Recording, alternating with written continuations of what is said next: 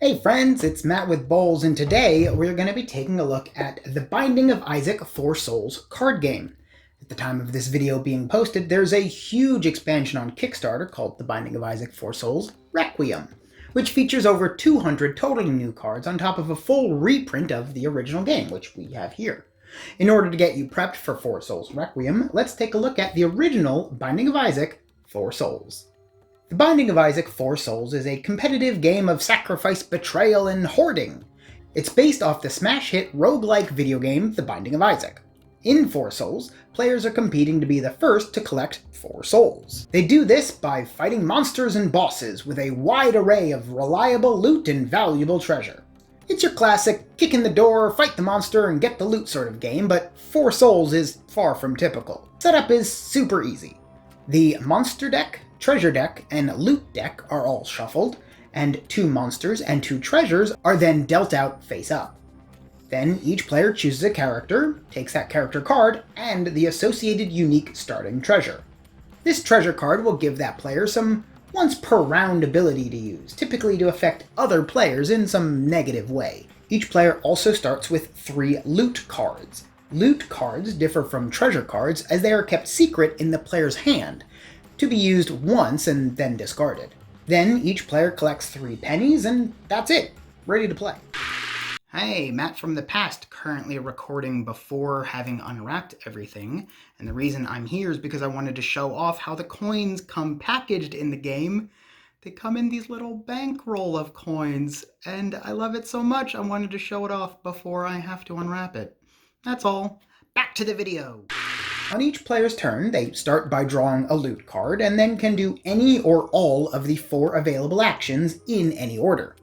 Play a loot card, fight a monster, buy a treasure, or activate their character card in order to play a second loot card. Playing a loot card is very straightforward. Choose one of the loot cards in your hand, play it, do what it says, discard it. Easy. Buying any treasure requires spending 10 cents to choose a treasure from the store. A player can purchase any of the available face-up treasure cards from the store, or buy the topmost card of the treasure deck if they're feeling lucky. Players can activate their character card by turning it sideways, which will allow that player to play another loot card. Character cards and treasure cards are all refreshed at the beginning of their player's turn to be used again. Fighting a monster is the last available action. Each monster card has 3 important stats: hit points, their 2-hit number, and their attack strength. When a player starts a fight, they roll a d6 and attempt to roll equal to or greater than the monster's 2-hit value. If they do this, they damage the monster for as much as their own attack strength, which is listed on their character card. And some artifacts, loot cards, and other effects will change these values, of course. If a player rolls below a monster's 2-hit value, instead, the monster deals damage to the player equal to its combat strength, which can also be affected by a variety of game effects. Then, the monster and player go back and forth trading blows until one of them runs out of hit points and is dead. If the monster dies, the player collects whatever rewards are listed at the bottom of the monster card, and then discards the monster card.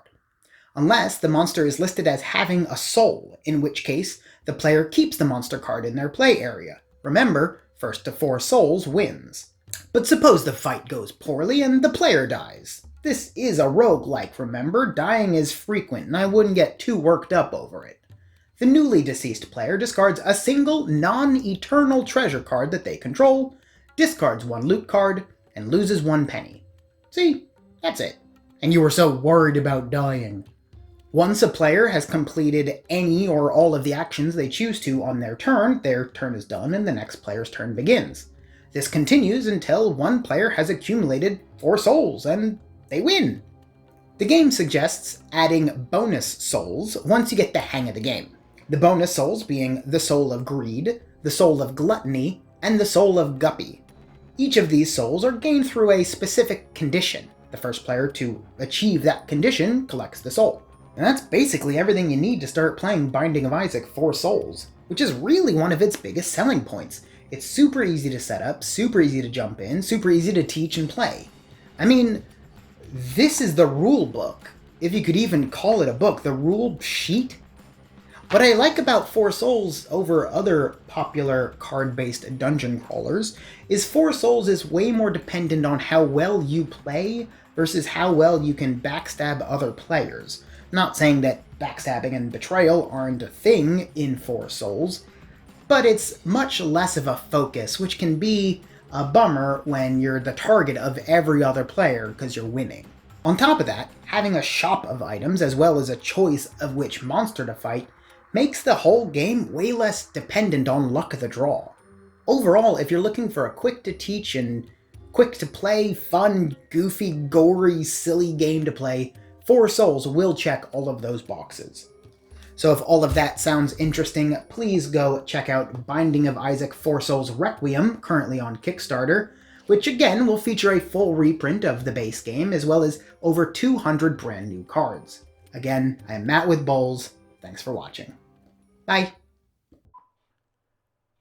Click to subscribe. Check out more videos.